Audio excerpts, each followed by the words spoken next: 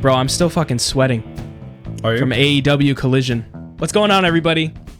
Welcome to Vacant Wrestling. What do you mean? Sweaty from Collision? It's Collision.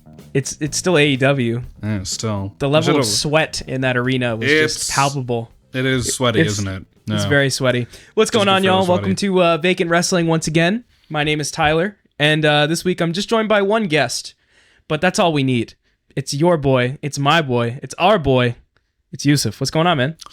Bullet Club is still not fine, if you were wondering. When will they ever be Never, fine? Probably. Sonata's in Bullet Club now? What? Yeah. I didn't even... Okay. I'm in Bullet Club at this point with everyone. We are. It's the NWO now, right? Everyone in the pool, just get over here. Yep. Where's David Arquette? Where's Eric Bischoff? Maybe not him. Maybe Eric Bischoff. Yo, fuck it. Like, throw them all in. Throw Tanahashi in there, you know? Throw him in. Imagine Tanahashi, the president of New Japan, Listen, man. opens his suit to a no Bullet Listen, Club man. They got Bischoff in NWO. Who says that they can't put Tanahashi in Bullet Club? I mean, why not? Screw it, right? And I said that, obviously, about the sweat coming from AEW because I attended AEW Collision tapings this week. It was my first AEW show. I got fifth row for $100. Very worth it. Very fun. Very slow. The crowd wasn't it. I've been spoiled by going to PLEs, WWE PLEs, and hot ass Raw shows and TV shows. Part of the problem with, especially with Collision, is they do all the Ring of Honor tapings before and after. Yep, that's weird. Did they tape Ring of Honor before the show started? They did a couple Ring of Honor matches before that. We missed those. I didn't even. We got there late because we were hanging out having some beers, and then they did Collision in the middle. Yep. And then they did more ROH matches, which is so weird because, like, why, if it's already pre-taped, why do you have to do Collision matches in the middle? Like, they should just do ROH and then just do Collision. I think part of it is because a lot of the roster that's on Collision is also in Ring of Honor. Like, yeah, all the learning tree guy, like all that. Hi, guys. Yeah, man. Anyway, but yeah, like I think the thing is most of the guys that are on the Ring of Honor roster are also mainly doing Rampage and Collision. So they try to keep all of those together so that they can get the tapings done in one swoop. But like, dude, it's such a like, for anyone that's ever been to a live AEW show that wasn't Dynamite, understands their tapings feel like it takes forever to get done. Bro, I had to leave before the last match. I think the last match was going to be Athena defending the ROH Women's title against somebody, and I forget who it was. My brother told me. Layla Gray, I think her name is. Layla something. Layla, the one that's with Top Flight? Oh, yeah. Maybe? Okay, maybe. I don't know. I don't know either. I know who you're talking about. I just don't know either. Who. I don't follow AEW at all, so. Dude, you know what? Like, I know the big names. So that's the problem, right? Is AEW, I think, as good as the product has been, and it hasn't been like amazing consistently, but it's been good, right? We talk about this all the time. Everyone talks about this with their roster. There's too many fucking people on that roster. Dude, way too fucking many. And it's crazy because, and I will say I was happy because they did get a decent amount of big names on Collision. They had House of Black, which, by the way, everyone thought Malachi was done. And no, they literally opened the show in a trios match. I think we might get House of Black and Death Riders down the road, potentially. We also might get... I think what we're going to get first, though, is potentially Private Party versus... House of Black, because FTR came out and was like, hey, we know you're going after the tag titles, and so are we. So, and like I guess House of Black and FTR are wrestling in to qualify for that Fatal 4-Way tag title match coming up at Full Gear. So I think that House of Black might win, which is pretty crazy to say, but I think they might. But I don't know, man. It was very interesting. And then they closed the show. The Collision part of it was main evented by Death Riders versus the Conglomeration for the trios titles. And it was Ishii and Briscoe and O'Reilly. There was no Orange Cassidy. However, he did come out to be the difference maker when Moxley came out to help the Death Riders. What's up?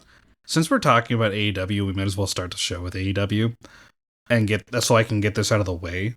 More importantly, I don't think Darby Allin's the plan anymore. Really? I think Orange Cassidy's the plan. I could see it. I could see it. I think Here's the thing. Orange Cassidy has a world title match against Jon Moxley coming up at Full Gear, right? The assumption and my thinking has been Cassidy is going to get his shit rocked. Darby's going to make the save. And then you start to build Darby up over the next few months. Moxley drops the title at probably Revolution next year in February, if not Wrestle Dynasty, which is like February, March next year.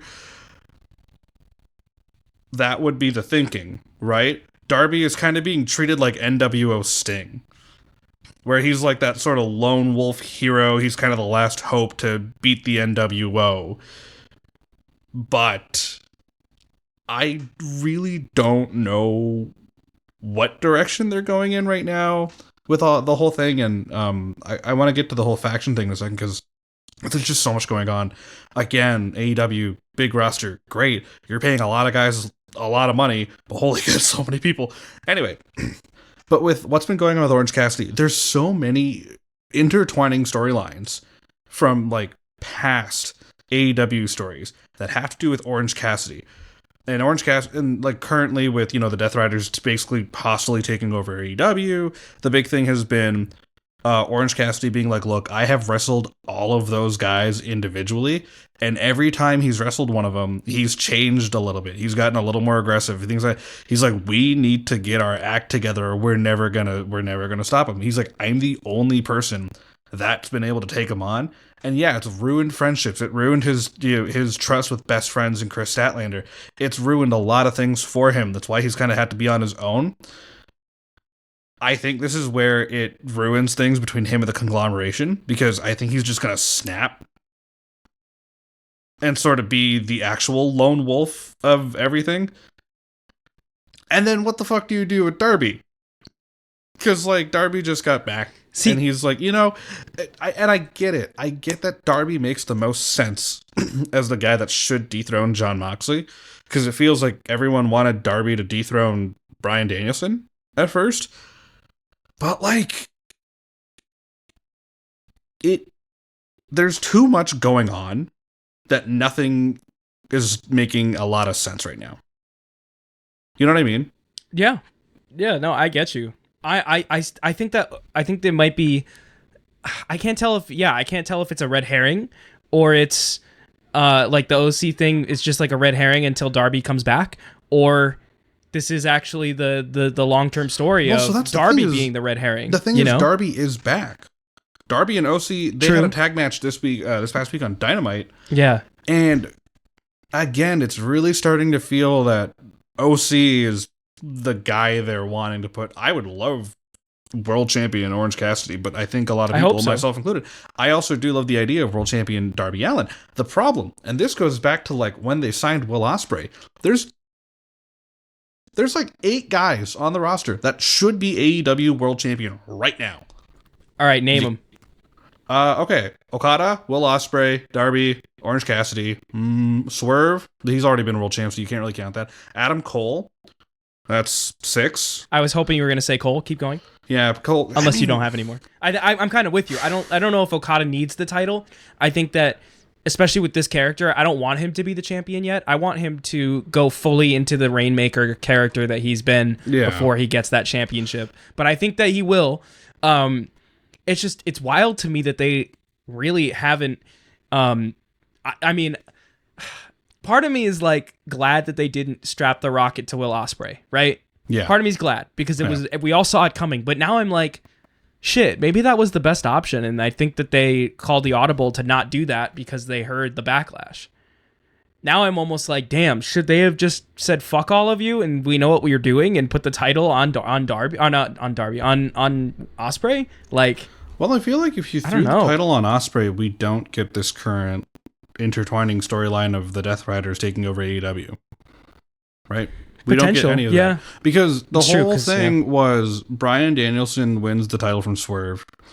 And Bryan Danielson, really hasn't been he wasn't buddy with the then the Blackpool Combat Club. He was kind of doing things on his own, but he was still with the guys like, hey, we gotta do this. Hey, friendship. Hey, everything like that. And you notice they're getting like visibly sick of it. Like, what the fuck are you talking about, dude? So they had to get rid of what they thought was the negative in AEW. And John Moxley did, we talked about this a few weeks ago on the show, but John Moxley talks about this in a promo. Like, I saw what AEW was becoming and I got sick. He's like, this is not the AEW that I dream of. This is not the AEW that I think this company should be. Okay, we need fighters. We need people to get their asses together. We need Shane McMahon. No. Anyway, but I think the only way we would have gotten here is Bryan Danielson wins the title. Will Ospreay wins. I think everything goes in a far different direction that they weren't ready for, and it's fine. And to the point of Okada, not putting the world title on him immediately. Perfect. They know what they have. He's the best fucking Japanese wrestler to ever live. He's a spectacle whether or not he's got a world title on him. Bro is just like doing like a working vacation. That's really all it is. Yeah. And he's enjoying it. And like that kind of brings me to this point now regarding not him specifically, but the Elite as a whole and everything else. So as I mentioned, all these factions, everything's going on, right? There are, I think, like 5 or 6, maybe 7 like factions in AEW right now that are basically all either at war with each other or all focused on the Elite and the Death Riders. Because you have the Death Riders, the Elite, the Conglomeration. You have the House of Black. You have Undisputed House of Black, Kingdom. Undisputed Kingdom. Bullet Club Gold is back. You have whatever the and LFI. LFI. Oh yeah, I forgot about LFI. And then you have whatever the hell. I want to talk about this quickly because Top Flight.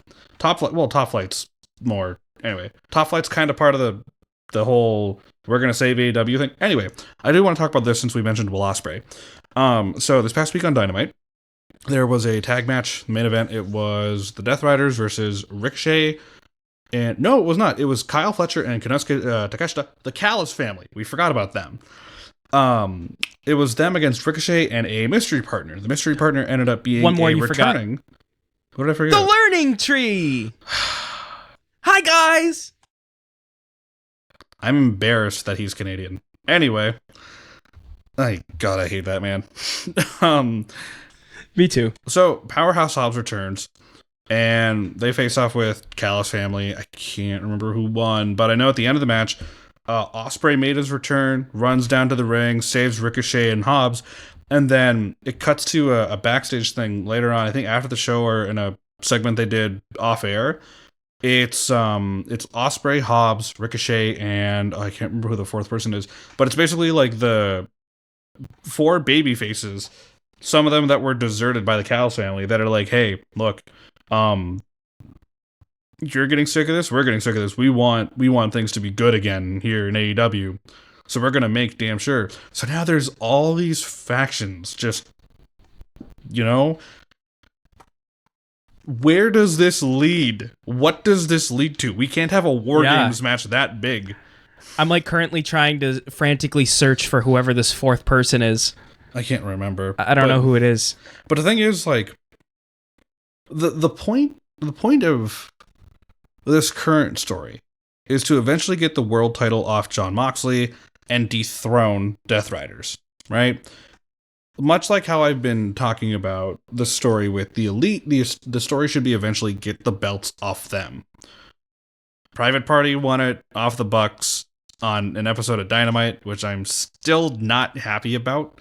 I'm actually a little annoyed that they just did it on an episode of Dynamite. Hey, but you know what? Good for them.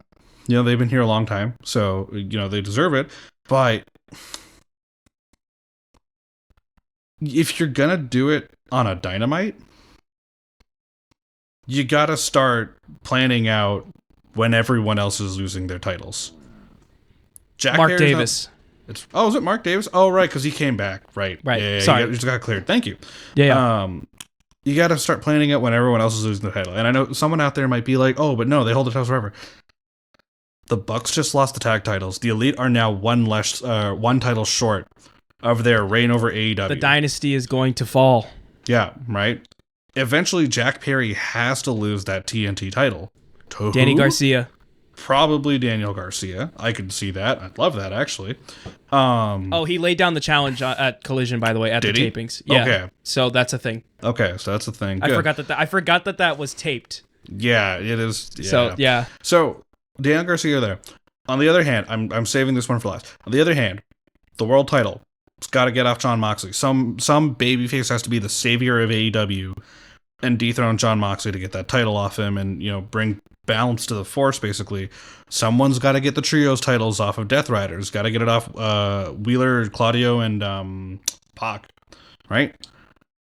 Those are all titles that are there's a foreseeable idea of who could take it off them.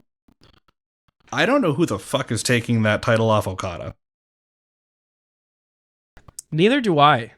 Ricochet? It's the only one. No. I could see Ricochet doing it. Maybe, but I don't think so. I could see Ricochet doing it. The thing is, and it has nothing to do with Okada. It has to do with the belt. Yeah. Because he has to defend that thing in a tournament in mid-December. And finals are at Worlds Collide, I think, which is... Eddie is injured, right? He's still hurt. He's not back till next year. I think mid next year. I mean...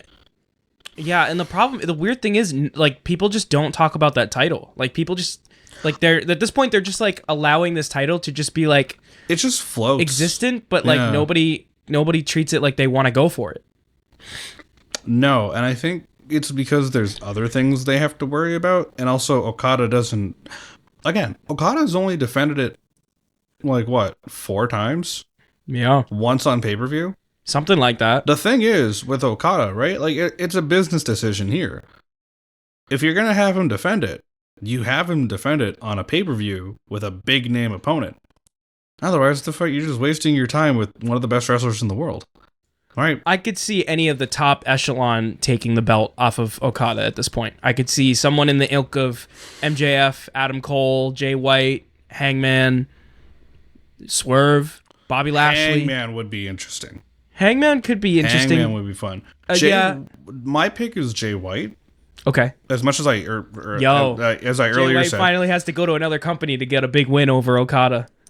He has one for a title. I mean, well, he has one. He actually has beaten Okada for a world title. Yeah. Oh, okay. Well, make it. But two. He's only got the one. Make it two. The problem. Yeah. But like Jay White, Hangman's a really good possibility. Swerve taking it off Okada, that'd be great. Push him back, I like Hangman, though, because Hangman's always got that, like, will he, won't he with the elite, Well, he's got the will he, won't he, and I think Hangman might actually play a big part in this whole faction war thing later on, because he's such a wild card of, like, hey, is he going to work with the elite and fight off the AEW hopefuls that are trying to fight off the Death Riders, or is Hangman just going to go ballistic and challenge Jon Moxley to a death match for the world title? He might. Right? Yeah. You never know at this point. I have a theory. Not an Austin theory. But I do have a theory. Not a game theory. Not a game theory. No. Okay. No. That... Not chaos theory. I think... No. I for some reason... I have... Not Rev Theory. No, not Rev Theory. Great band. I'm just going to keep naming theory. Anyway. String Theory. Good. Nice. Thank you. I don't know why I see Takeshita possibly taking it off Okada. Oh, he busy. He busy being international champion, baby. He busy being international champion. And then I mentioned this in our group chat earlier that him and Shingo are going winner take all at Wrestle Kingdom for the international title and the never openweight championship. So you're telling me that Takeshita could just be like, he wins that belt at the Tokyo Dome and then just shows up back at AEW with both belts, and he looks at Okada and goes, that's a nice belt. I want it. Belt collector Takeshita? No. I mean, Eddie Kingston was a Triple Crown champ, technically, when he had won the Continental Classic, right? He had the Ring of Honor World Title. Title, right? No, it was the Ring of Honor World Title and the New Japan Strong title. Yeah, that's what it was. So he was a Triple Crown champ when that happened. So why not make two, right? And Takeshita Okada has been, they've been hinting at it. They've been teasing the fans with it in all these tag matches. At some point, they're gonna have to pull the trigger and have those two go 1-on-1. That's fair. Fair. I could see it. I could definitely see it. I think right now it's weird because New Japan is very focused on building towards obviously towards Wrestle Kingdom. It's their biggest show of the year, but they also have their Wrestle Dynasty show the day after Kingdom, which is their version of Forbidden Door, but in Japan, which I believe is also going to be at the Tokyo Dome.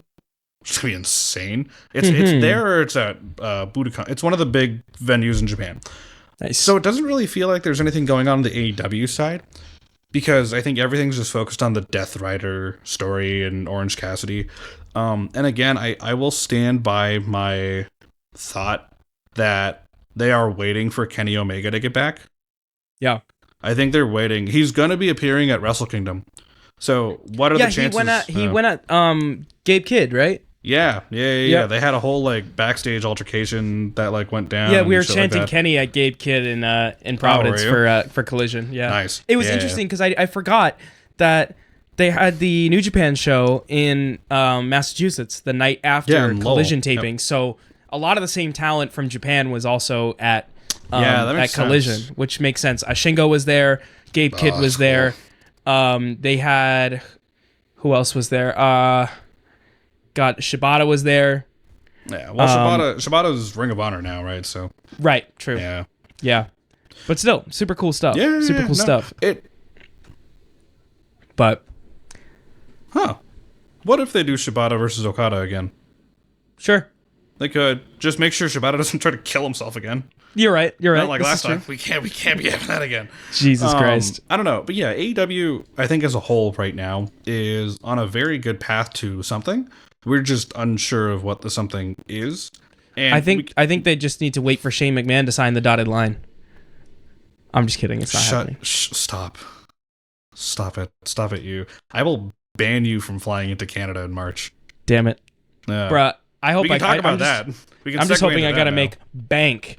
And speaking of making bank, the reason is because WWE has announced that on March 1st, 2025, Canada is getting Elimination Chamber at the Rogers Center. The first time they've gotten a WWE event since WrestleMania 18. Yep. Rock versus Mania Hogan. 18. Rock versus Hogan. Yep. So that should be fun. That's crazy. We're trying to make another VWP hang happen. We'll see how it goes. Gotta make it happen. What do you mean try? Well, money is a thing. Well, money is a however, thing. Emil owes me money from WrestleMania still. He still owes me $1,000, so. And he wants to go, so. He does want to go. I want to go. At this point, I've seen almost every single like spectacle, like stipulation match that they have in WWE right now. Yes, except a Rumble. I've seen Money in the Banks. I haven't seen Hell in a Cells, but still. Okay. I've seen Money in the Banks. Have I seen a steel cage match? Not a WWE steel cage match.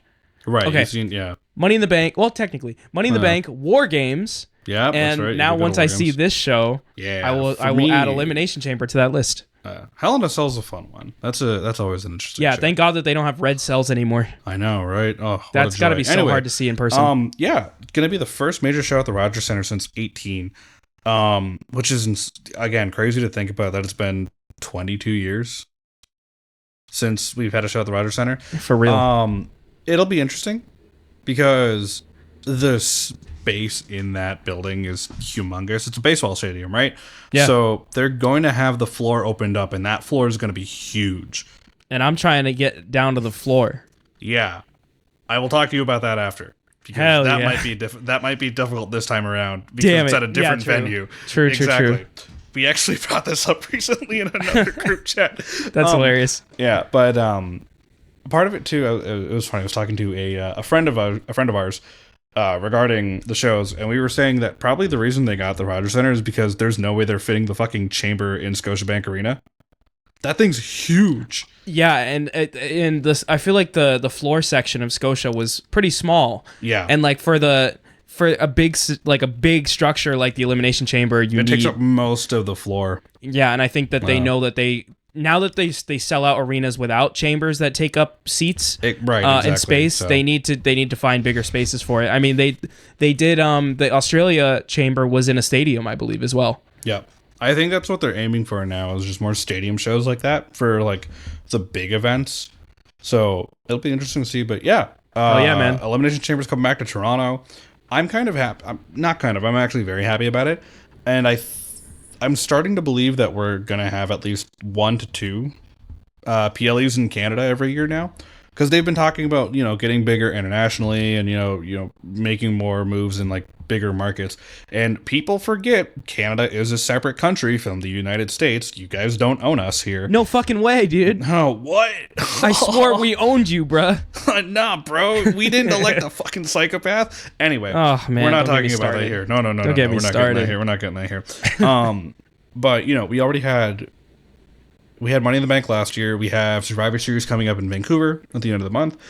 And this is the first time we've had two PLEs or two major events in Toronto for a WWE year, I think, ever. Because it always was the last major one we had was SummerSlam 2019. Before that, it was Survivor Series 2016. Wow. Before that, I don't even remember. Damn. It might have been trying to think. 2008, Hang on. I'm so curious to know what went down at Survivor Series 2016. Oh, you got Brock versus Goldberg. Yep. Were you there for that? I wasn't. My sister was. Why didn't you go? I was in school with you. Drop out. Who cares? Dog, you could have seen Goldberg and Brock Lesnar in a minute and a half. I had seen Hell in a Cell the month before. Yeah. So I did not have money. Okay. That's fair. Yeah. Bro, I remember they branded it and it looked exactly the same as the 2K game that year because Goldberg was the DLC character. Yeah.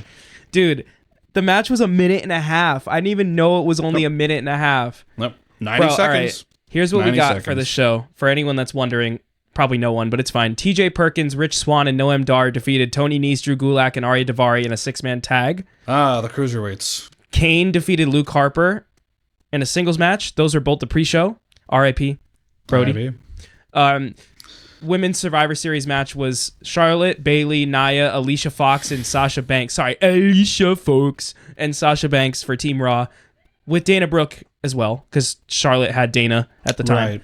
Right. SmackDown, they beat SmackDown team, which was Becky, Alexa, Carmella, Naomi, and Natalia. They were the staple 5 when you think of the women's division at that time on SmackDown.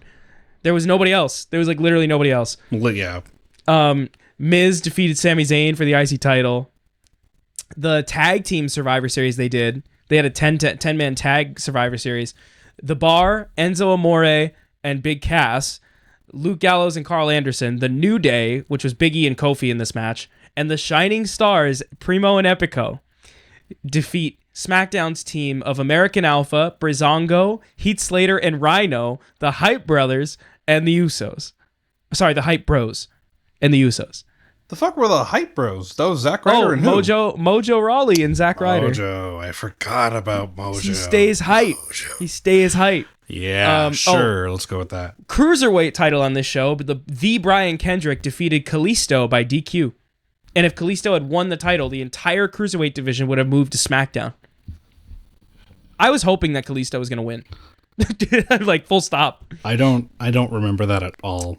And in the men's Survivor Series, Team SmackDown, AJ, Bray Wyatt, RIP, Dean Ambrose, Randy Orton, and Shane McMahon defeated, with James Ellsworth at ringside. I was going to say James Ellsworth was part of that. Yep. Defeated Team Raw, Braun Strowman, Chris Jericho, Kevin Owens, Roman Reigns, and Seth Rollins. Stacked match. Just saying. Yeah, and it was still main evented by Goldberg and Brock. In a minute and a half. In a minute and a half. A minute 26. It's funny looking back at that show. I don't know. Well, I guess it is Survivor Series, so it's ideal to look back at that en route to Survivor Series since we're about 2-3 weeks now, actually, from the show. I still remember the fallout from that because the show finished and my sister texted me, I think, right after, maybe a little after she got home. And I was like, oh, yo, how was Survivor Series? Did you have fun? And she just goes, Goldberg killed a man. And I'm like, what? And then maybe 20 minutes later, an hour later, back when What Culture was still big, when they were still focused on wrestling, back in the day, King Ross, Jack, Jobber, all those guys, they would do post-show reactions occasionally depending on if there was anything major. And it was Adam Blampier who did just a quick 20-minute, just very, reaction. And it was just him screaming for 5 minutes. Because I don't blame him. No one could fucking believe that. 90 seconds? And then we got to beat Goldberg Brock as a world Lesnar, champion. the biggest exactly, to beat monster of Brock. the 2010s. Yep. To beat Brock. Survivor Series 2016 will go down in history as a very insane show. Same thing with SummerSlam 2019 when it was in Toronto. The pinnacle of why wrestling was not good in that era. Yeah. Actually, you want to talk about that? You could talk about some Saudi shows, but the Crown Jewel one where Goldberg beat The Fiend, but we don't need to talk about that. Okay, back to Elimination Chamber. Yeah, back to the Elimination Chamber. That's going to be fun. What chamber match would you like to see at that chamber show? I'm going to assume that it's going to be to see who... No. Better idea. I was going to say it's going to be a contenders chamber. Okay. If Gunther is still champion by the chamber, it will be a world heavyweight title chamber match. I think that there's going to be two things. Okay. There's going to be one men and one women's match. There's always going to be a men and women's. Yeah. And one of them is going to be for a title, and the other one is going to be for a number one contenders match for WrestleMania. But I don't know which is going to be which.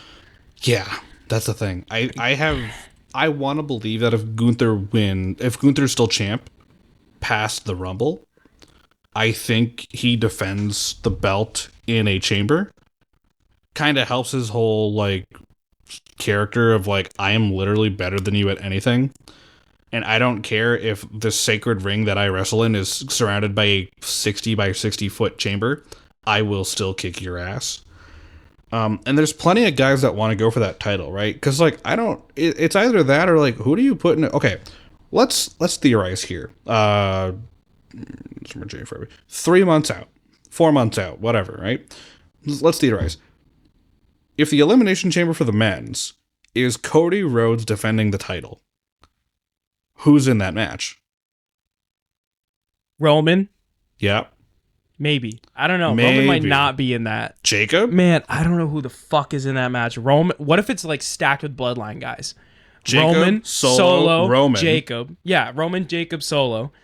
And then Jay, KO, and Randy. Maybe.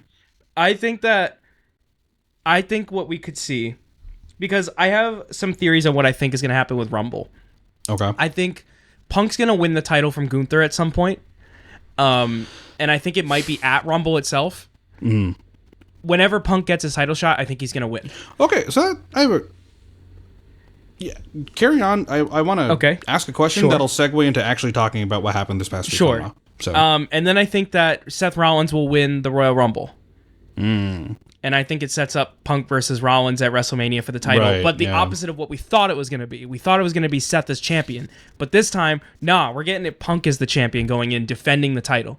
And I think that Seth will beat Punk at WrestleMania. It'll be the whole thing of finally blowing off that feud. Could also be Drew McIntyre. And we could get the triple threat somehow. But, therefore... the WWE title match, I don't think will be anywhere near the chamber. Maybe a contender. I think it might just be. I think it might just be a challenge and an accept. Maybe it might. However, if there is a number one contenders chamber match, it could be for the WWE title, and it's a heel Viper Randy Orton, and he kills everybody in it. Maybe not everybody, but he does most. A lot of murdering. Yeah. Yep. I want to see punts. I want to see multiple punts to the head. Okay. So I have one question regarding that, and I have a question regarding the Punk thing that'll help us segue into talking about the shows. Great. Where does John Cena fit in all this? John Cena. Oh, we forgot about him. Fuck. Because it's his retirement year. I did, man. I forgot about John. Okay, so maybe Punk doesn't win the world title. Maybe Seth doesn't win the Rumble. But right. See. That Cena wins the Rumble. Our two dear friends of ours from the area that we hung out with at Money in the Bank saw him today, and one thing we all said was everything's unpredictable now because we're forgetting a lot of things. So for example, with this conversation we're having, this could happen, this happened. What about John? Oh fuck. Erase everything because now this might happen and then this could happen here and then where do X, Y, and Z fit in to make the equation actually work? because there's so many big name variables involved in the company now that are probably going to have a big year next year. Mainly Cena because it's his retirement year, Cody because he's world champion, Roman because Roman, right? Punk because everyone's expecting that this is where he gets his Mania main event because he couldn't get it this year because he was hurt. What do we do, right? Yeah. Yeah. So next question I had was, if we're talking about Punk winning the world title off Gunther, assuming, why the fuck wasn't he in that fatal 4-way? I just think that they wanted to run Damian instead. I guess. Well, because obviously that rumors and reports are hearsay, Yeah. right? Rumors and reports, hindsight's 2020. It's all hearsay. It's all magic beans until it's confirmed or until something happens. Everything people were hearing was leading up to the assumption that Punk and Gunther was going to go down at Survivor Series. Yeah, that is screaming change of plans. So somehow. what's going on? That is screaming change of plans. Right. Because Punk literally challenged Gunther on TV. Called him out by name. I'm coming for your title. And then boom, he's nowhere to be found again. Yep. And now they have a new contender, and his name's Damian Priest. And the thing is, I know, like, you know, sometimes it's like, oh, maybe something's happening in their personal life, like, so they're off TV for a while. Punk's around. He's still hanging out in NXT. Like, Punk's literally been fine. It's just that he didn't want to work Saudi. Yeah, exactly. Like, Supposedly. and Saudi's normally non-canon anyway, so like, why are we making Saudi canon again? Please don't. Right. Please don't. Please don't. Anyway, yeah, like that's the thing. When that Fatal 4-way got announced, I was like, oh, cool. Where's Punk? Yeah. I was like, okay, Damian makes sense. See, Dom, I was like, sure. oh, that must be for a Raw leading up to Survivor Series. But then I looked and there's like 3 weeks or 2 weeks left until Survivor Series, like two more weeks to build or something like that, or 3. So it's like 2 weeks of build. 3 weeks. It's 3 weeks today. Survivor Series. Oh yes. Okay, so there's 3 more Raws. I don't see where they would fit in a world title match on a Raw in the build to Survivor Series. So there is Saturday night's main event. When is that again? December. Okay. I have it in my calendar somewhere. Hang on. I have a calendar for wrestling because I'm like that. December 14th. Okay. Hey, I have a question. Okay. Did they said that the winner of the world title contenders match on Raw, that's for Survivor Series? They didn't say. They just said it's a number one contenders match. Okay. That's why I'm like, they could do it on Raw. But then I don't they'd only see a have Raw that's coming up that needs a big match like that. No. And then I feel like War Games, Survivor Series does need some matches, like 5 probably. Yeah, probably 5. Well, because the War Games match alone is going to be at least 40 minutes. We didn't get a world title match at Crown Jewel. We did either world title. Oh, yeah, right. We got the Crown Jewel title matches. So Cody, I don't see Cody having a challenger at Survivor Series unless they run the triple threat, but Orton's out. So unless they do KO Cody. So something I've kind of learned, and you sort of pay attention to the pattern if you follow Cody on social media like Instagram or Twitter, whatever. Whenever he posts his monthly schedule of his appearances, if there's a day not there, he's probably not there. Yeah, that includes PLEs. And Survivor Series isn't on his November list. Yep. So I did see that. Maybe he might not actually be working Survivor Series. Or it wasn't the plan at the time. Maybe. Plans change, brother. Yeah, but I know plans change, but like, what do you like, what do we do at this point? Who challenges him? I think at this point, KO we'll talk about it, but KO literally hit a pile driver on Randy. So KO's going to get suspended. Orton's going to be out because he's now injured. They said what his injury was. It's a spinal injury that they said. It's probably fake, but still. But they're going to keep him off TV for about a month or 2. At least, dude. They said it was a spinal injury. It's probably going to be longer than that. I could see it until Rumble, to be honest. Huh? Let's see. Orton says he can't feel after a banned move was used on him. That was yesterday. A headline from yesterday. Can't feel. Okay. Where was it? Damn it. Somebody said it on Instagram. I saw. Oh, disappointing update. Okay, there we go.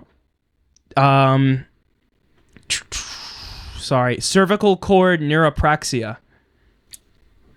That sounds medical. Yeah. Well. Usually the resolution time ranges between 15 minutes and 48 hours though.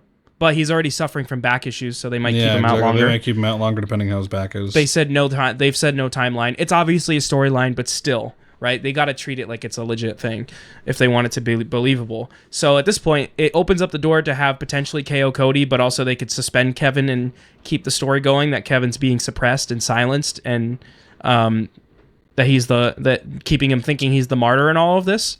Right. So Gunther, give him a match at Survivor Series. I think Gunther Damian makes sense. Yeah. For Survivor Series. Yeah. It makes sense. And then you have to think about, like, what else do you throw there? Does Liv get a match? I think Liv and Io is at Survivor Series as well. Okay. So, yeah, there you go. Liv and Io. They didn't say it again, but I'm assuming so. Yeah. Nia, probably not. Nah, Nia's defending against Naomi next Friday on SmackDown. Okay. So, I don't know. She might sit that one out. I could see the U.S. or the Intercontinental title, but they haven't had Braun on TV literally since he won the title. So, by the way, let's talk about that too, because fucking when Tim and I were going back, Emil and I were going back and forth on that, we were talking about how, it's great that Jay doesn't have the belt, that Braun now, like, Jay doesn't need it for this story, but listen, Braun's been nowhere to be found, so clearly it didn't really help him either. So, I mean, okay, maybe this is an issue, or this is part of the issue. On the other side of the coin of where AEW has too many people and they don't know what to do with everybody, I'm not saying that WWE has a small roster. They've got a great, very expansive roster. You can throw things wherever you need to. The problem is every big name they have been building and pushing is kind of busy with something right now. Bronson Reed, busy with Seth Rollins. Gunther, busy being Austrian. Cody Rhodes, busy with the whole Kevin Owens thing, kind of, but not really, but sort of busy with that. Jey Uso, Bloodline. Roman, Bloodline. Sammy, Bloodline. Jacob Fatu, Bloodline. Punk, not doing anything right now, but I don't see him going after the Intercontinental. You know what I mean? Drew, off out. TV right now. He's out. Yeah. He's probably taking a long break. I could see, he deserves honestly, it. He deserves this point, a break. He could be the return at Rumble. He could be. He could be the returning winner at Rumble. Yeah, but then who does he challenge? Gunther? Punk or Seth win the title along the way, and then they set up a 1v1, and then somehow they set up a 1v1 with like Seth and Punk, or Drew and Punk, or Drew and Seth, and then the other guy makes their way in. You know what they could do? I don't want to say this is like something that Triple H would do in his era, but rehashing past storylines or like ideas for storylines, you could redo the 2008 Royal Rumble where was it 2008, where Cena comes back, surprise, wins the Rumble, and says, I'm not waiting till Mania. Challenges I want early. my title match at Elimination Chamber. Yep. Loses due to shenanigans and ends up in a triple threat at Mania regardless. Could see it. Yeah. Could see it. I don't know if I'd be a fan of it, but... Could be Punk wins the world title and then Drew wins the Rumble, and he's like, listen, 2 things I love doing in this world, winning titles and beating CM Punk. Give me it now, No. Or Drew might just say, hey, let me take my title shot right now. Yeah, true. Like, wins the Rumble and just like, all right, Punk, get out here. Yeah, that could make sense. That's the thing. There's so many what ifs going forward, and Survivor Series is just a big part of that what if outside of the Bloodline, because that's the only thing we have actually confirmed for the show right now. Is just the War Games match. Which, by the way, can we just quickly talk about? I'm so disappointed there was no one screaming War Games. Instead, we got confused Roman. We got confused Roman. Are you trying to tell me you want War Games? You trying to tell me you want War Games? War Games? It's like the fucking Uzi bit all over again. Bro, it's like in SpongeBob when they were like Ghost, Toast. Just have like Regal, Adam Pearce, like War Games. Like what?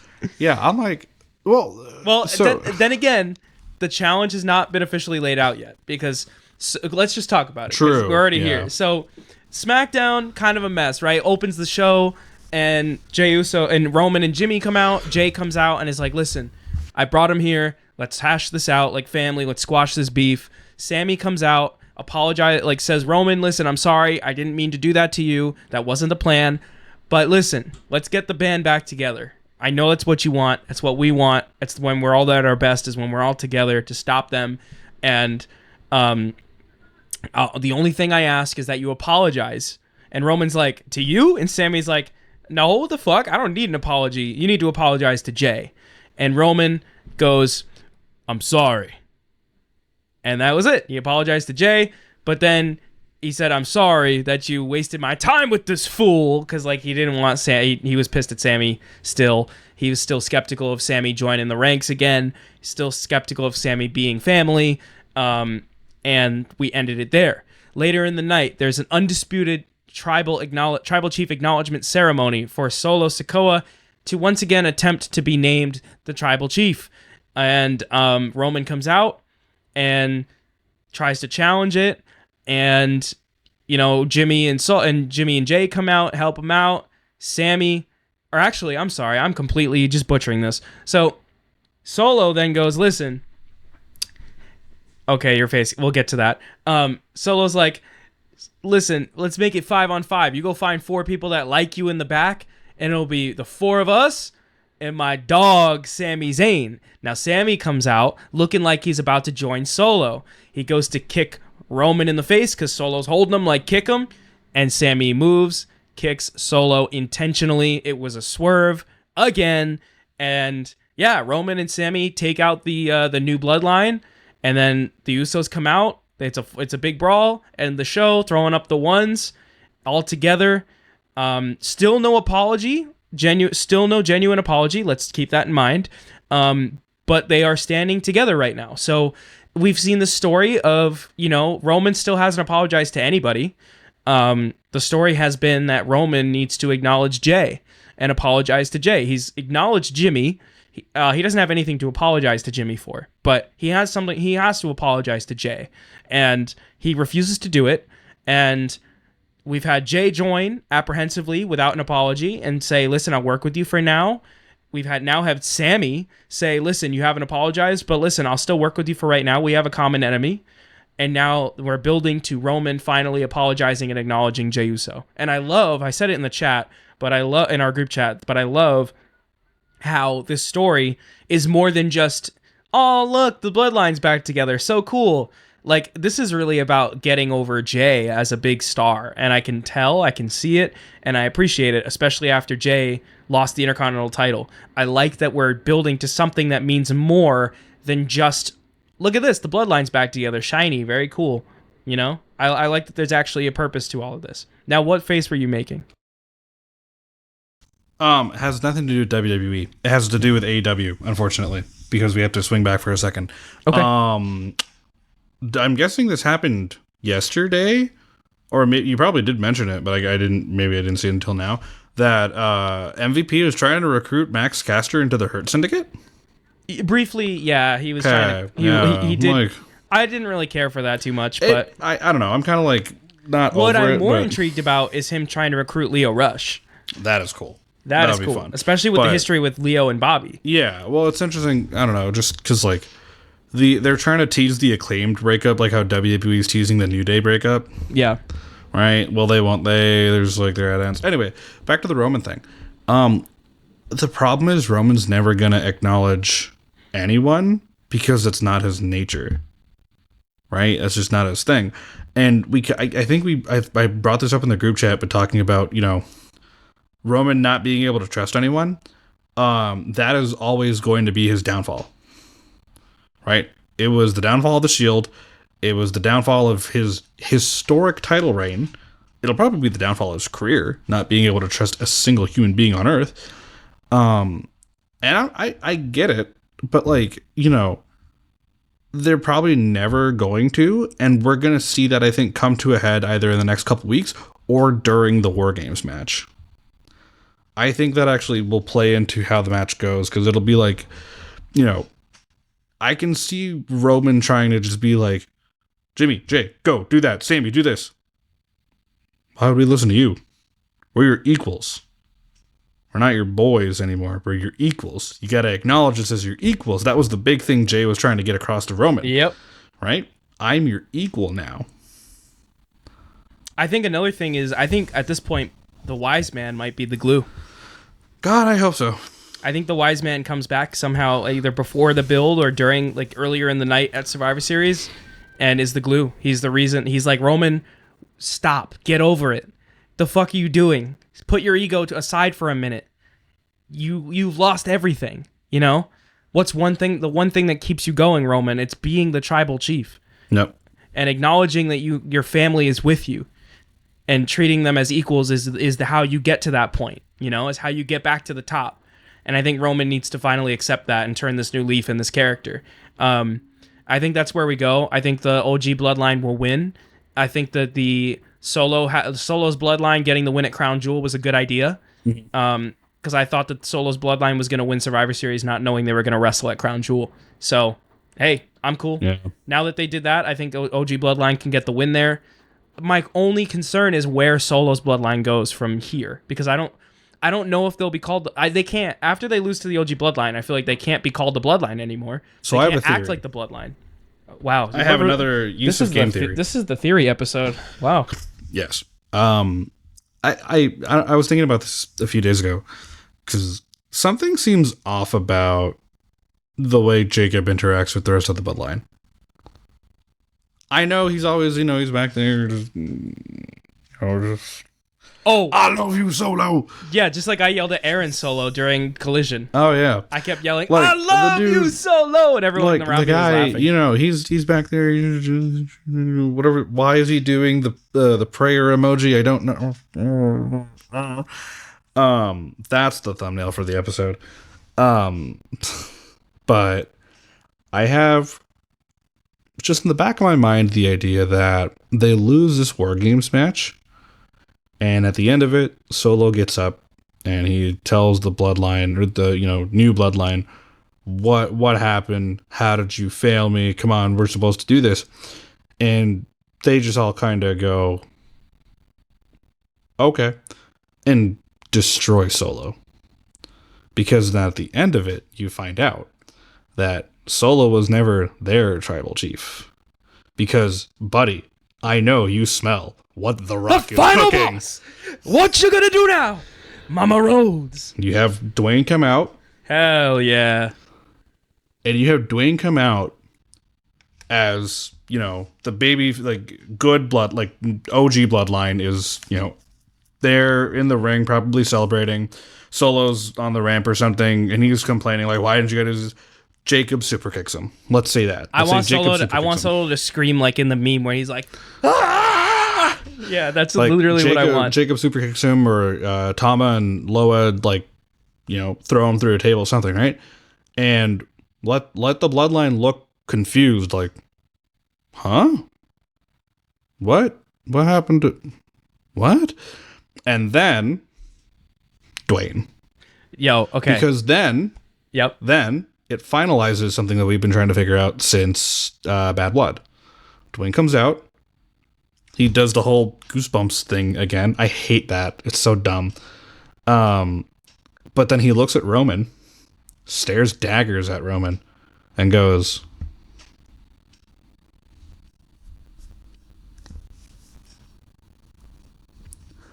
Roman is the target.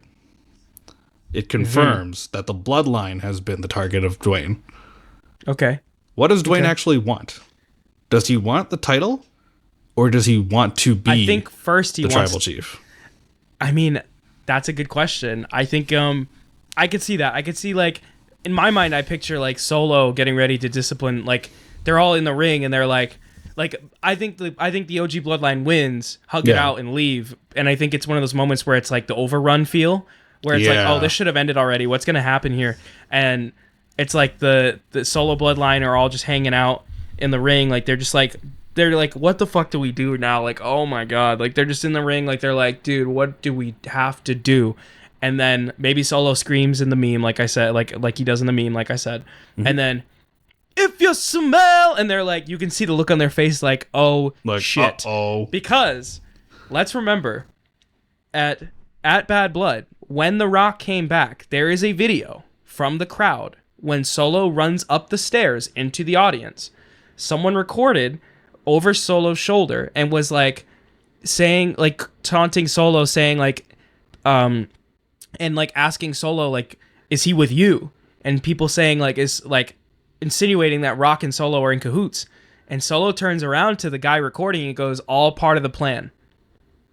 All part of the plan. So what if Rock is the one pulling the strings, having Solo do all of this as a way to distract Roman, but it turns out it doesn't work, so Rock's like, fuck it, I gotta take this all. I'm doing this myself. Yes, literally. Yeah. And he comes out, he just rock bottoms everybody. Nope.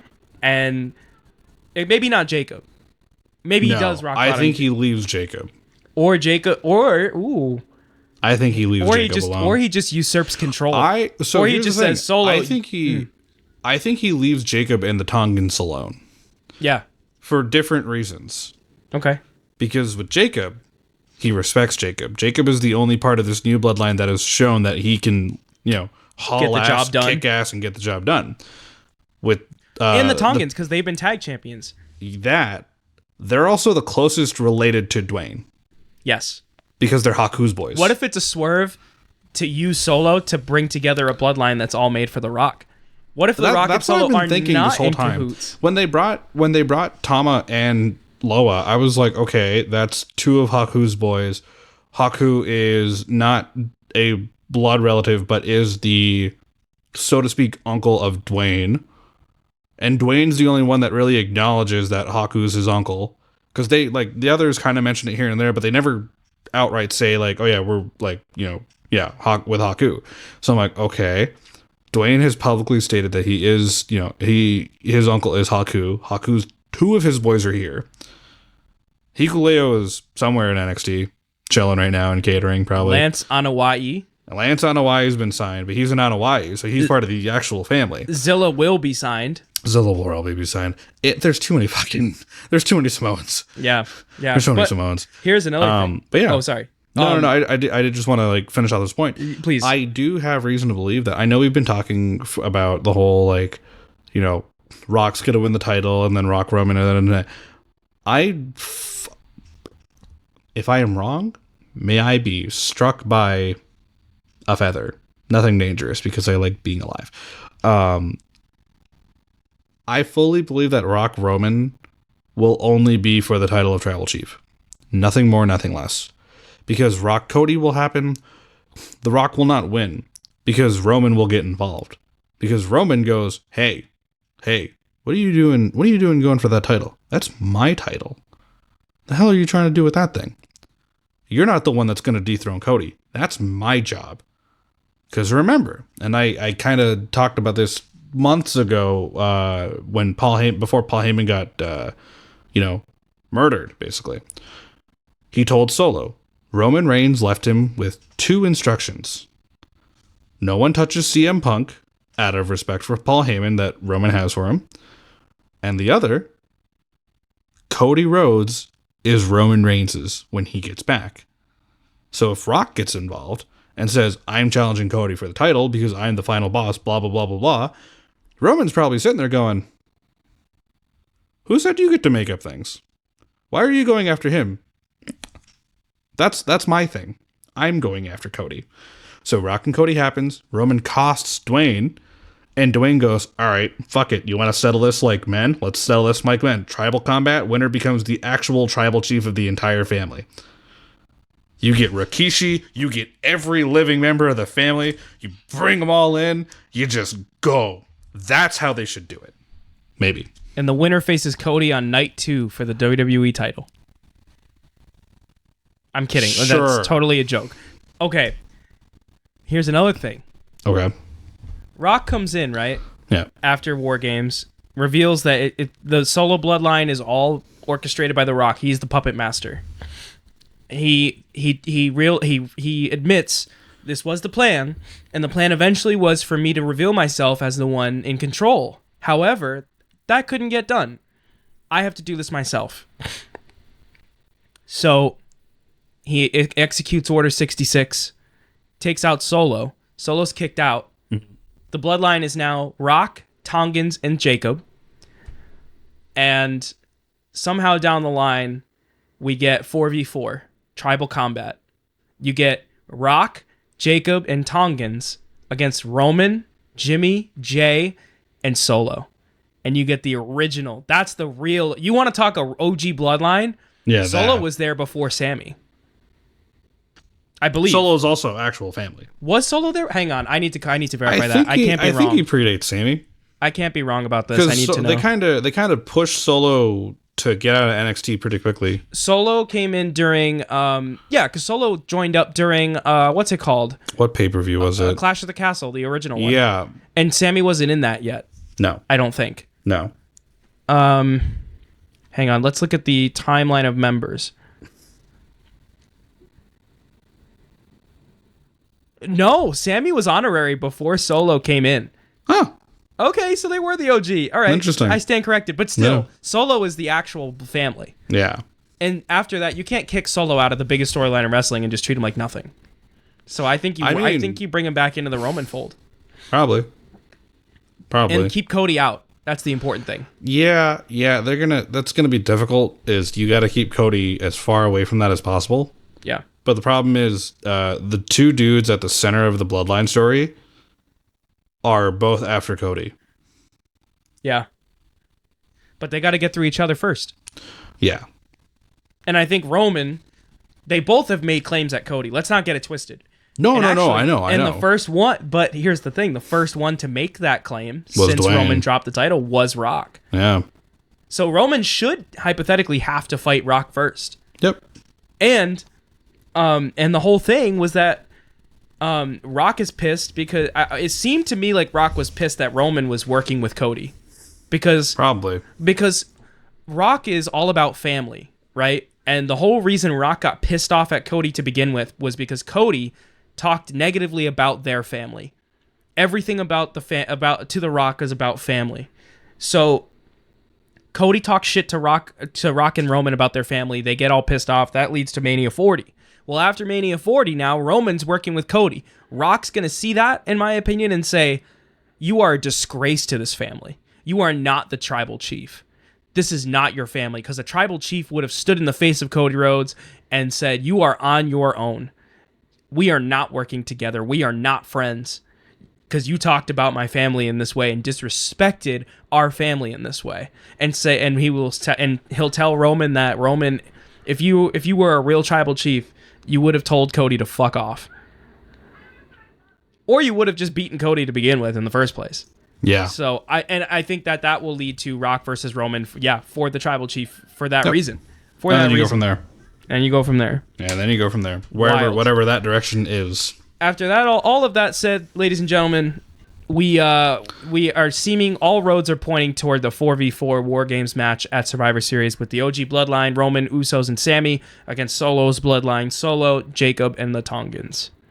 As we all thought. Yeah. As we all thought.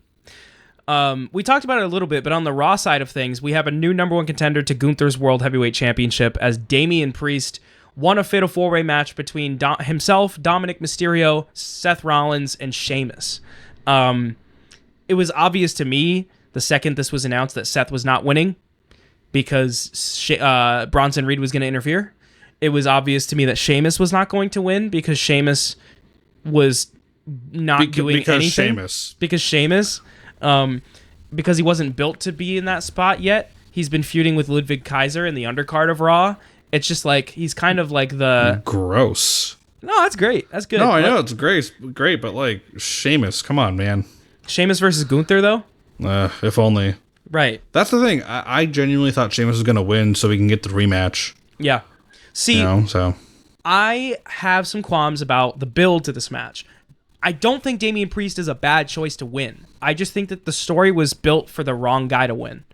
Because going into this fatal four-way match, we had seen before the match was even announced over the last few weeks, Dominic bringing up the idea of, hey, I can take out Gunther. I'll win the World Heavyweight title and take it to the Judgment Day. And everyone goes, ha ha ha ha ha ha ha. Anyway, and kept going with their lives, right? Yeah. So that was the past few weeks of build. Now they announced this number one contenders match, and throughout the entire night, everyone's referring to this match as a big test. Oh, and Dominic's there too. You know, Gunther, 3 formidable competitors, and Dominic is there too. Damian Priest, Seth Rollins, and Sheamus. Oh, and Dominic too. I'll beat his ass again. And Dominic's there like, dude, What is everyone not seeing this? I can beat Gunther. And for some reason, for me, the fact that everyone was talking down about Dominic, I thought for 1,000% that when Bronson was inevitably going to interfere and cost Seth, that Dom was going to capitalize and win. And they almost did it, but Damian caught him. Yeah, Damian caught him. And then when Damian did that, I was like, ugh. And on top of that, they built Damian to look like a fucking dickhead. Yep. Because the previous week on Raw, when he lost to Dominic, first he lost to Dominic. That was the first blunder in this. That was, to me, was like, oh, maybe Dom is going to win the number one contenders match because he beat Damian last week. Yeah. But then last week, and then when he beat Damian then grabbed a chair and beat the shit out of him with the chair, and the crowd didn't know how to react because the crowd wanted to boo. Yeah. The crowd wanted to boo because Dominic has been treated like an underdog, and like no one takes him seriously. And then Damian beat the shit out of him with a chair. And so, for me, that kind of turned me off of Damian at that point. I was going to be like, all right, let's give him some time. I knew that Damian was going to bounce back and that my perception of Damian was going to bounce back, but they didn't allow that to happen before they crowned him number one contender. This whole build to me felt like Dominic was the one that's going to win. Was that the best match they could have done for Survivor Series? Probably not. But the way that they built the story, it seemed like all signs were pointing to Dominic and Gunther. And I'm all for not going for the obvious choice, but this one just kind of doesn't sit right with me, and it puts a bad taste in my mouth going into what should be a really great match and a great story going into the running back of Damian Priest and Gunther. The match is going to be good. The story's probably going to be good too, but I'm almost worried right now because it still seems like Damian's story with Judgment Day isn't finished, that they might interfere and cost him the match again. I don't really know where they go. I want to be excited, but everything around the story is just making me not excited. I think. Yeah, I want this Judgment Day thing to be over. Like, I want the War Raiders to eat JD and Finn. They will. Spit them out and just take the titles. They will. No, just eat them and then spit the titles out, and then they're champions. Yeah. Like, just be done with it. The titles look like pizza. I mean, it's not far off. That's actually not wrong, yeah. Like, just be done with the Judgment Day, right? Like, it's run its course at this point. It's really hard for them to try to keep it afloat because you can tell that Liv wants to separate now from the Judgment Day and just stick with Raquel and Dom. And this whole, they're undermining Dom, that he's not worthy enough, basically, to be looked at the same way as, like, a Seth Rollins, a Damian Priest, all these guys. Now, granted, Dom was the only person that was never a world champion in that match. Yes, I get that. But, hey, he's still a good wrestler. And, like, you got to give him a chance, right? It's just, I think with all the undermining, it's good for Dom to get that, like, comeuppance story when all this is said and done. But, yeah. I don't know. Like, probably Judgment Day gets involved because they're like, oh, Damian Priest we can't. Because I think it's not going to be Judgment Day as a whole. It's going to be Finn, specifically. And they're going to be like, Finny, I don't think we should, maybe we shouldn't get involved. And Finn's like, no, we gotta, Damian Priest, he ruined my life. That's a bad Australian accent, and he's Irish. Anyway, you get the idea though, right? Like, he ruined my life. He ruined my life. I can't do one right now. I'm too tired. Just be done with it. Just be done with it. Let the Judgment Day die somehow, and we'll be good. Let them go. Just give the titles to the War Raiders, and then at Survivor Series, give me War Raiders and the Machine Guns. That's all I care about right now. Listen, I'm down for the one-off inter promotional match there. If there was ever a time to do it, it would be this year. They probably won't. I know. Such a missed opportunity. Oh yeah. I do think you know what? Yeah. Yep. I'm not even gonna get. I do think we're gonna get Seth and Bronson again. We're gonna run that back at Survivor Series. I think there's gonna be a step. Their feud's not done. I think there's gonna be a step. Last man standing. Probably. No, they already did that with Bronson though. With Braun. Which Braun? Braun Strowman. Oh. Last monster standing. They did. Right. Yeah. I don't know. Maybe they do like a Falls Count Anywhere. Not best 2 out of 3. Probably a Falls Count Anywhere, maybe. Maybe. I don't know. Yeah. I really don't know. There has to be a stip because it just feels bland if there's another match with no stipulation attached to it, right? I could see it. I don't know. The Bronson Reed storyline, I like that he's feuding with Seth. I'm mad that he lost at Crown Jewel. Yeah. That's a waste. Oh, I don't think that was bad. I thought that was the right call. Really? Yeah. Okay. Seth hasn't won a pay-per-view match in months. I guess Granted, he's only had one since WrestleMania, but he lost both of his WrestleMania pay-per-view matches. Yeah. And he lost at Money in the Bank. I think he needed one. I think give him a bone. I get it. I think he did, and I think that Bronson looked totally fine in defeat. Right, exactly. So long as Bronson's still looking good. Yeah. It's like, had they done that and then on Raw, just you completely wreck on it, then it would have been a waste. But Bronson wins match 2. He has to. Yeah. He has to. And I think Seth will win ultimately, but I think that Bronson will still look really good in defeat. Yeah, but it's like, what do you do with Bronson after? Because Seth, Go after Braun. Breaker? Yeah, why not? Yeah. Why not? You could turn Braun. You don't have to turn Braun face, but you could have him play the pseudo babyface in that story. Can we, while we're at it, can we send Karrion Kross back to NXT? Absolutely not. He's doing the best work he's been doing. I know. He's actually doing great right now. I'm really happy for him. Really good. Dude, I told you this Wyatt thing would be the best thing that happened to him. No, it's true. I mean, like, he's still carrying Kross. I'm still not 100% sold, but Chris Van Vliet just makes me like all these wrestlers that I didn't like before because they just show that he just does a really good job at capturing the essence of who they are as people. And you just like every single interview after I watch it, it's like I just want to see the best for all of these people after these interviews. It's such a different light you get to look at these wrestlers in. You get to understand them as people, and you're like, okay, like Karrion Kross is just a cool dude. Just has not been used well at all. Right. Or like ever since getting to the main roster. But I get him more now because I think that's part of it is like you get to learn about like some things you just don't get cute about as a wrestling fan. Like Karrion Kross, one of the biggest things about him is that he's such a throwback wrestler. Like the way he builds his character work is very like built on wrestlers of the past and wrestlers of a previous era. He's very new generation era kind of. Absolutely. Yeah. Absolutely is. It's so interesting. I want to know because he did bring up that there were different names brought out for the Final Testament to join him. That he said he didn't want to name because he didn't want to like make anybody feel bad for not taking them in to begin with. But then he was like, yeah, I literally went through the active roster and saw AOP was on the roster, and I was like, wait, they're back? And they were like, yeah, they're just not doing anything. So he was like, let's bring them in. But yeah, man, I don't know. I'm a fan of Karrion. I just don't know how to build him. I'm gonna let WWE cook with him because I think they're gonna lose. They're obviously gonna lose to the Wyatts, but. Also, why didn't this play out in October? I know, right? Well, why didn't this play out during Halloween? This would have been perfect. Like, this is like ultimate spook. Yeah, with Miz. Yeah. Yeah. Also, I gotta say, the more Uncle Howdy cuts his promos, the more I'm just like, I'm so glad they're doing this right. Yeah. It makes me so happy. Man. Because this is genuinely the best work Bo Dallas has ever done.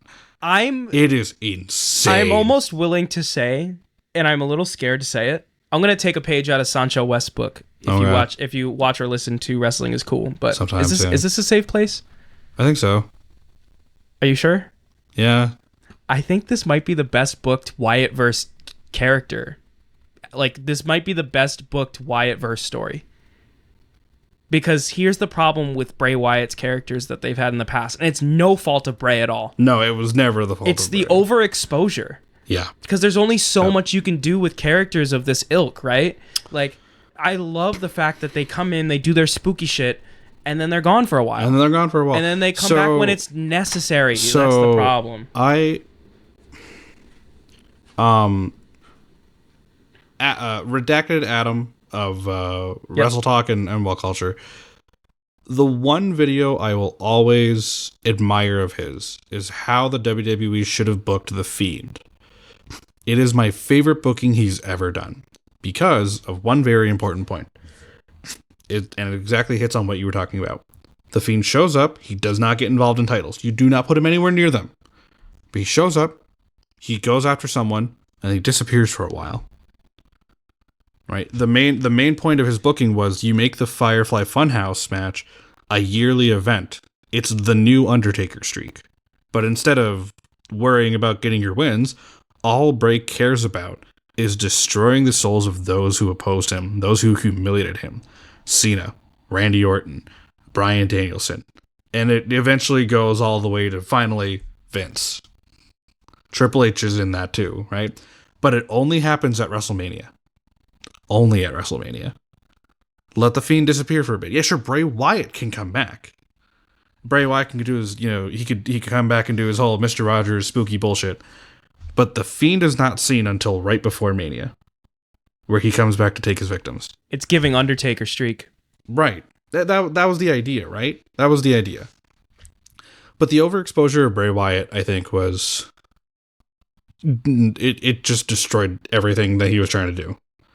I think that was the problem. Now, did I love everything he did? Yeah, we all did, right? Like, I still watch the old Firefly Funhouse sketches just for fun, because, like, it was just so wild seeing this Mr. Rogers meets Jekyll and Hyde kind of thing.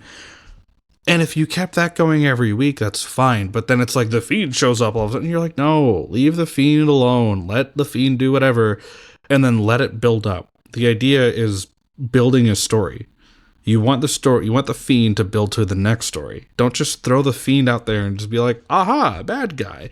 And then, just don't have him chase titles. The Wyatts aren't chasing titles right now. It's the best thing they could do with them. Don't go after the tag titles. They don't give a shit about the tag titles. Why the hell would they care about that? If they here's the thing. Miz is their next victim, right? If they cared about the tag titles that much, they would have taken out Miz a long time ago. But no. They did what they needed to do. They went after American Made and Chad Gable first, and then said, we're going to go disappear for a while. We'll be back. Actually, I don't know if the target is actually Miz or it is the Final Testament. I don't think it is Miz. It might be the Final Testament because the whole thing with Karrion has been... Yeah. It's a way... Miz was the way to draw Karrion out for the Wyatts, I think. I think it might just be specifically Karrion. Yeah, because that's been Karrion's gimmick, is turning everybody against their family. Right, exactly. He's been trying to do it with Xavier. He's been trying to do it with Miz. He's been trying to do it with Kofi. He's been trying to do it with all these different people. Yeah. Which, is great. And, again, the kind of promos that Bo Dallas is cutting as Uncle Howdy, it leaves everyone with intrigue and mystery and what the fuck is going on. That's the point. And then he disappears. You don't see Uncle Howdy backstage, or you don't see, they don't have a random Wyatt 6 logo. They don't have the moth coming up on TV every single week. That's the idea. Definitely a wild thing to say, but I will agree with you. This might be the best Wyatt-verse story they've ever done. Because again, everything else that happened before was great. Was it the best thing to happen? Unfortunately, when you look at what happens at the end of each of those stories, no. Cult leader Bray wins the WWE title in the Elimination Chamber in 2017, loses it to Randy Orton with bugs. We can't forget about the bugs. Original, the culty Bray Wyatt stuff going into Mania 30? 30? The one with Cena? Yeah. Building Bray up to be the next big spooky guy. What happens at 30? He loses to John. 31 was 31. It with Taker? He loses to Taker. Yeah. Yep. And 32. I don't know what he did at 32 if he did anything. I don't remember. But every year that Bray's been booked and, portrayed to be sort of the savior of the masses for WWE fans of oh great, an interesting character that is, supernatural but we all love. He loses every time. Yep. There was never... Bray Wyatt doesn't win. When The Fiend debuted, that's when we were like, oh, hell yeah. Yeah. And then they did the 2019 Hell in a Cell. But even then, it's at every point, it's okay, the Bray character has been fantastic, but it's now what? After you reach a certain point with all these characters, it was now what? But the thing is, with the Wyatt 6, first, it's grounded more in reality. We're still... It's not, Ramblin' Rabbit hit the move. It's Eric Rowan in a rabbit costume. And it's the grounding in reality is great. They're making it clear that these aren't supernatural people. They're just people that use They were effects misfits. and certain things to get over their characters that they're trying to put on. Yeah. And the characters are a front for their emotional trauma of their families leaving them. And then also the fact that they're not always on TV every week, because there's only so much you can do with supernatural characters and characters of a supernatural ilk before you run out of realistic ideas to have for them, like realistic ideas to use on them. And then from there, it's like situations like The Fiend with the Hell in a Cell finish with Seth Rollins, or you decide, fuck it, abort, put the title on Bill Goldberg, or like it's just like, I don't know, or not post, but during the pandemic. Remember, kids, who did Roman pin to win the Universal title? Braun Strowman. Yeah. Who was champ? Or was it Braun? No. Fiend was champ, but he pinned Braun to win the title. But who was champ, right? Yep. Fiend. Yep. Exactly. Yeah. Exactly. Yeah.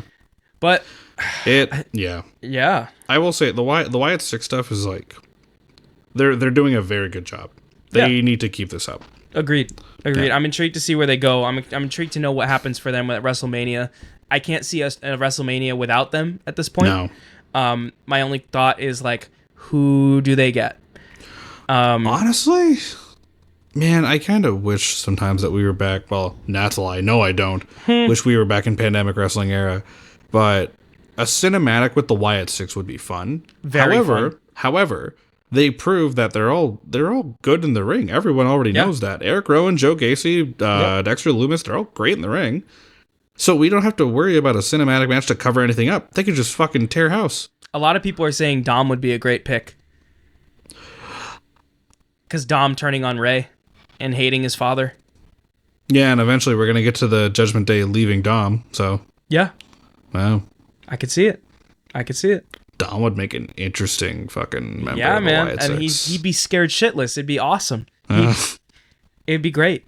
I think it'd be a lot of fun. Yeah.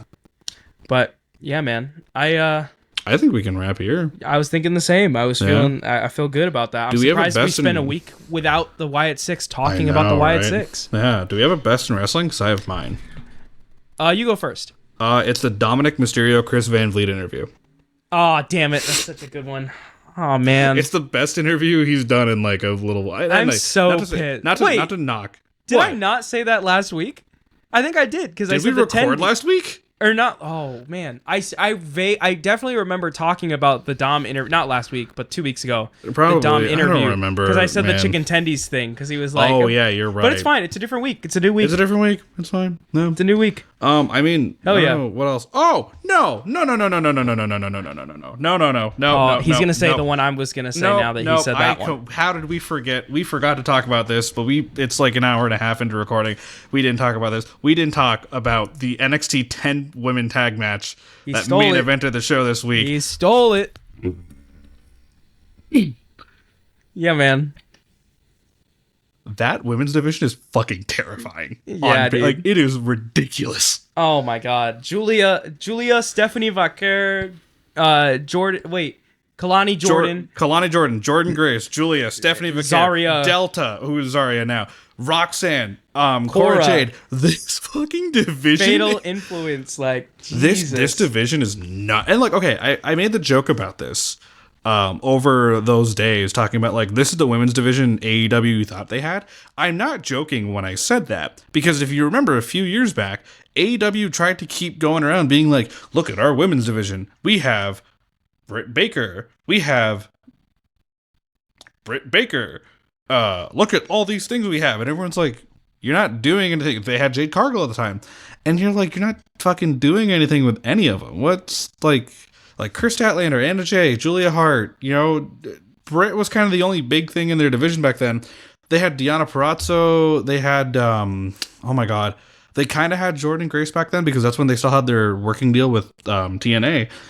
But you're like, what? And then you look at the NXT division's women's division now. Fuck. That's the most ridiculous lineup of people of talent I've ever seen. Absolutely surreal lineup of talent. Absolutely surreal. I can't believe they got all those free agents too. You definitely fucking stole mine. I don't know what I want to say. Oh, you know what? I'll go for this one. I got a couple. Okay. But man, I have an AEW one, I think. I'm gonna go with the Outrunners. They're fun. They're fucking hilarious. They're fun. They're hilarious. They were so much fun at Collision. They were so much fun. The Outrunners are like 80s wrestling, but the gimmicky part of 80s wrestling. Bro, just like... I love that. Dude, it's so good. Like the throwback, like Miami Vice style. Yeah. Like the promo packages with the like old VHS vibe, like the Hulk Hogan type stuff. Yeah. Like, come on. Truth Magnum and Turbo Floyd. Fucking phenomenal names. That's like the most 80s wrestling names ever. Dude, I love it. I think that I don't know, man. I hope that they are very successful because I'm a big fan. They were a lot of fun, and I think there's a lot of potential for it. I hope so. I think really there's a lot of potential for it. Truth Magnum. Truth Magnum, or no, Truth Floyd, Turbo Magnum, I think. Turbo Magnum. Turbo Floyd. No, Turbo sorry. Floyd. Okay. Turbo whatever Floyd it is. Truth Magnum. Truth Magnum's a great ass name. Truth Magnum is such an 80s name. Yeah, dude. Such an 80s name. Yeah. No, those guys are wild. Like they showed up in AEW about a month ago, I think, or 2 months ago now. That's it? Yeah, they haven't been here long. Damn, I think they made like sporadic appearances in AEW here and there. They're but NWA guys too. I believe so. I believe, yeah. Wow. Yeah, and now they're in the Fatal 4-Way match at Full Gear for the tag titles. It's gonna be the Outrunners, and then the winners of what's it called? Okay, so they beat so it's Private Party defending the titles. Yep. The Outrunners beat Top Flight.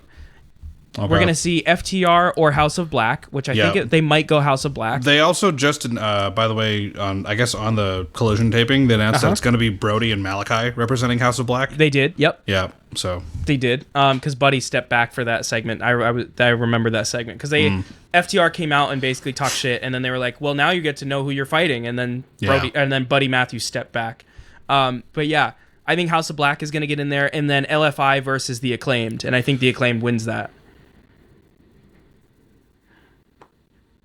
So I don't think they do. You don't think they do? You think it's going to LFI? I think LFI. I think the Acclaimed is going to start playing into the... Is Nextcaster actually going to dip for MVP? Boo! No. They should have taken the titles off the Elite. I know. If it was going to be anybody else, they should have just given the rub to the Acclaimed. The Acclaimed... I don't want to... I know we did our best in wrestlings already, so the show should be over by now. But this is just... The Acclaimed... I love those guys so much. Yeah. And it bothers me that their first massive push in the company, when they were like the most over fucking team on planet Earth, they weren't the ones to dethrone the Bucks. It was Swerve and Keith Lee. And then Tony went, oops, did I put the titles on the wrong guys that were super over? Because Tony, yes, you did. Because Swerve and Keith Lee were over at the time, but the Acclaimed were so fucking over that they were like, well, guess we got to do this now. And then I think it was like 2 weeks later, they had the Acclaimed win the tag titles on like Dynamite or something, or Rampage. Right. And now Keith Lee, I'm pretty sure, is cleared to wrestle. They haven't used him. Right? Or is he still injured? No one knows right now. And I feel bad. I feel horrible for Keith Lee. Like, poor guy. Like, that dude, he's a spectacle that would flourish. Oh, he's still injured, right, apparently. Yeah. He would be flourishing right now in this current, like, era of wrestling. Yeah. Hell, if he went back to WWE, honestly, bruh, that's what we didn't we didn't talk about it. What? The ID? The women's mid-card title. Oh, we forgot about that. The women's U.S. title. The U.S. title? Fuck the Outrunners. That's my best in wrestling this week. Okay. Yep. It's a nice looking belt. The women deserve a mid-card belt, dude. They do. Probably Chelsea should only Green's have winning it. Oh, I think it's going to be Michin. It's my second pick. I think it's Michin. I would love Chelsea to win it, to be fair. I would love Chelsea to win I think it's Michin, but we'll see. Michin makes sense, too. I don't think Piper? I'd be down. What is Piper? Yeah, bro, it could be fucking anybody. The women's division in WWE is so good right now. Yeah. So good. But with that, let's wrap here. We hit the 90-minute mark. That's pretty good. We stopped there. For a two-man completely improvised, we didn't fucking prepare for anything today. Yeah. Yeah, exactly. Yeah. But y'all, thanks so much for go us indeed. Right. Thank y'all so much for tuning in this week. We really appreciate it. Apologies for missing last week. Apologies for not apologizing until now. But yeah, life's been crazy, man. That's why this is such a mess of an episode. But the messy ones are always the best ones. So, y'all, hope you enjoyed it. If you did, Make sure you follow us on Spotify. Give us a 5-star rating on everywhere you get podcasts, Spotify and Apple Podcasts as well. Anywhere else you might get a podcast, if you're listening to us somewhere else, rate us 5 stars there too if you can. Subscribe to us on YouTube. Like this video if you're watching on YouTube currently. Leave a comment. Let us know your favorite unhinged section of the show, and the worst take that I could have given, because there's always some bad ones. Let's see. TikTok, Vacant Wrestling on TikTok. Go follow us there, and hopefully we'll get back to posting more content regularly. I'm sure once my life slows down a little bit at the start of the new year, I think I'll be okay. It's just the beginning of the school year is always busy for me as someone who performs in schools a lot and does a lot of arranging for groups that are affiliated with schools. So, yeah. Thanks so much for watching, and we'll see you with a full cast hopefully next week. So, take it easy, y'all. Have a good week. Yay! Yay!